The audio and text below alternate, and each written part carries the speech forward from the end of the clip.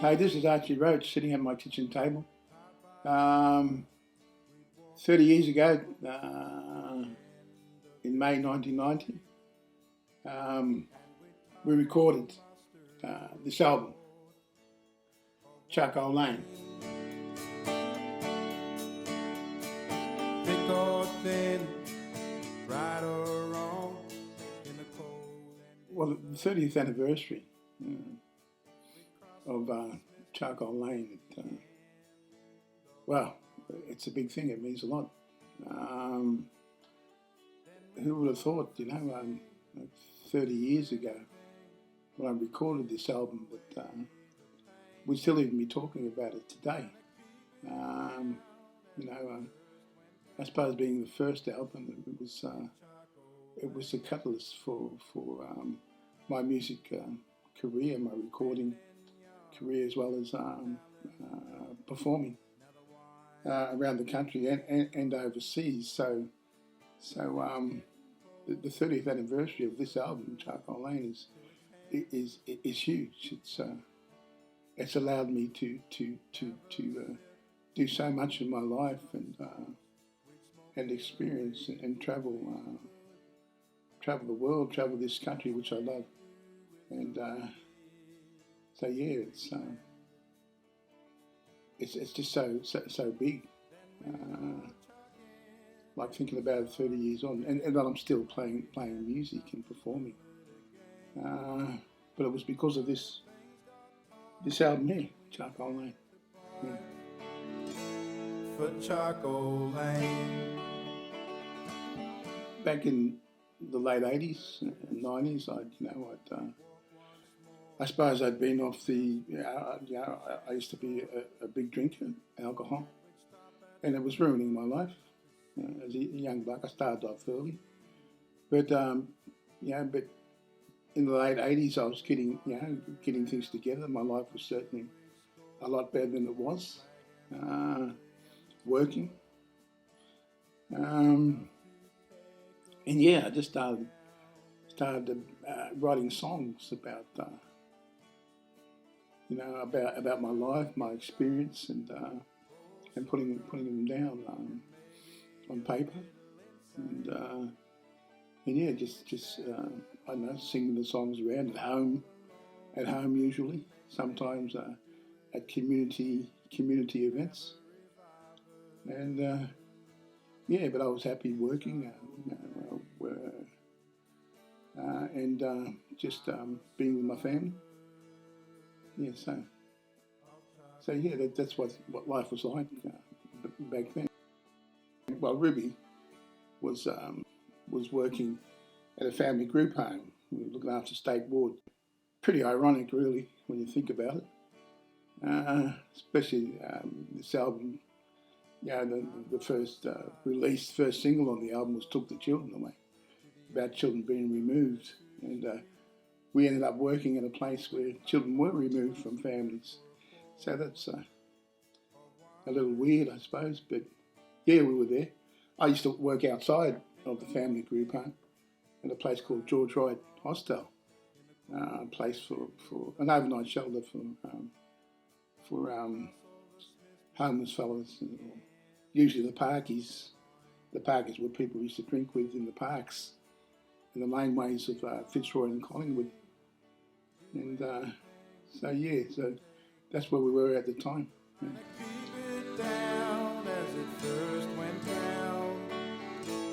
In Charcoal Lane. Songs on the album, I wrote around, just at home, around the kitchen table, when children were little, running around, and so yeah, a lot of the songs were written then. Inspiration for, I suppose, Took the Children Away from my Uncle Banjo Clark, from Framingham, the settlement, not the town, Aboriginal settlement in southwest Victoria.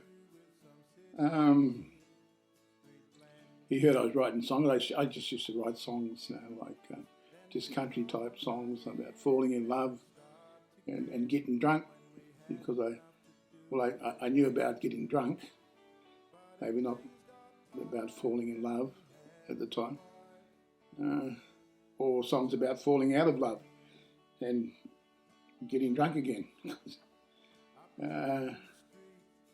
But Uncle Banjo heard I was writing songs, and he asked me one time, he said, he came up to me when he heard I was writing songs and said, you write songs, don't you, boy? And I said, yeah, Uncle Banjo, I try. Yeah, what do you write a song about when you're taken away, mate? I said, I don't remember much about it. And he looked at me straight in the eyes and said, yeah, but I do. And, that's one of the reasons I wrote that song, Took the Children Away. Not just about kids that were taken, but who we were taken from. And a lot of the other songs I just thought about, in '88 when the bicentennial, I started writing songs, I suppose, against the bicentennial, and some of those songs ended up on Charcoal Lane. I took the children, well, not took the children away, of course took the children away, but songs like No, No, No, Beautiful Child, yeah, and I ended up, so I think, it was a time, the times inspired a lot of the songs of what was happening in the country around the 80s, 88, and around that time, and a lot of the songs came from that time, yeah. So it wasn't until I actually got home and felt comfortable, because I'm always comfortable when I'm home, relaxed, with a cup of tea. Children running about, I don't know, children running about seems to have this calming effect on me when they're small, running about, laughing, and fighting each other. But that's just the way it is, and you just feel, I feel relaxed and calm. So that's where a lot of the songs I started to write, but about the times and what happened to us through the years. So it was usually at home, around the kitchen table. It's interesting when you're writing a song. It's not always the same. It's a strange beast, songwriting. People, when you listen to a song, you might first hear a melody and say that's a good tune, and get into that. And it's not until later you might hear the lyric or even the rhythm. So it hardly, they hardly ever come all at once. So it usually starts with me, the first songs usually started with a lyric, and but the lyric, because I love poetry, and verse,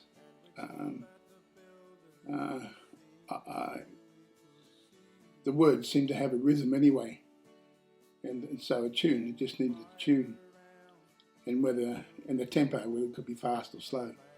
So yeah, it was never one way. It could have been a lyric first, but like I said, with me, I spoke at Charcoal Lane, it was mainly lyrical at first, yeah. No, I'd sit there until I couldn't get up and go away from it. I had to sit there until the song was finished. I might get up to get a cup of tea. So it was. But I had to stay with the song until it was finished, and I had the lyric down. I had the pattern, the tempo, or the rhythm of the lyric, and the tune. So you pick up a guitar when you got the lyrics down, and the rhythm, and you pick up a guitar and look for melody or tune. So yeah, it was a special time. It was a time when I realised that I could write a song. I mean, I'd written a song earlier, but you know, when you really, I think when you really got an idea of what a song is and how to construct a song, and that was pretty amazing for me. Yeah, Ruby would be the first to hear the song. She'd be I don't know, she'd be working around the kitchen, cleaning up stuff, or cooking, or cleaning, and you know, she'd hear bits and pieces of the song. And of course, when I finished the song and made sure it was right, I had everything in, you know, all the pieces together. I'd ask her to come and sit down and listen to the song. And she was the very first to hear any of my songs that I wrote back in those days. Well, a lot of the songs were, like I said, it was, you know, when we started, before we did the album, Charcoal Lane, you know, there was cassettes. And so you just get a few cassettes. Everyone had a cassette player, and you just record the song onto cassette, so that you wouldn't forget them. But I think once you started singing them a couple of times, it just has the ability to stay with you, the song, the melody and the lyric. And it got to a point actually when I after that, when I wrote songs, sometimes I didn't even have to write them down on paper, with pen and paper. I just remembered them. We have a very musical family. The boys all played. Our children, they all played guitar and sang songs. So we just sit around and I'd sing the songs to them, and so they were the first to hear it. My family, Ruby and my children, and plus we'd still, you know, we'd battle out a few covers as well. Yeah, my boys love playing music. Sometimes at night, you know, when we'd go to sleep, when they got older, we'd be hearing them, you know, sitting up, you know, jamming along to Eagles or Creedence or something like that, music that we listened to, you know. Of Charcoal Lane.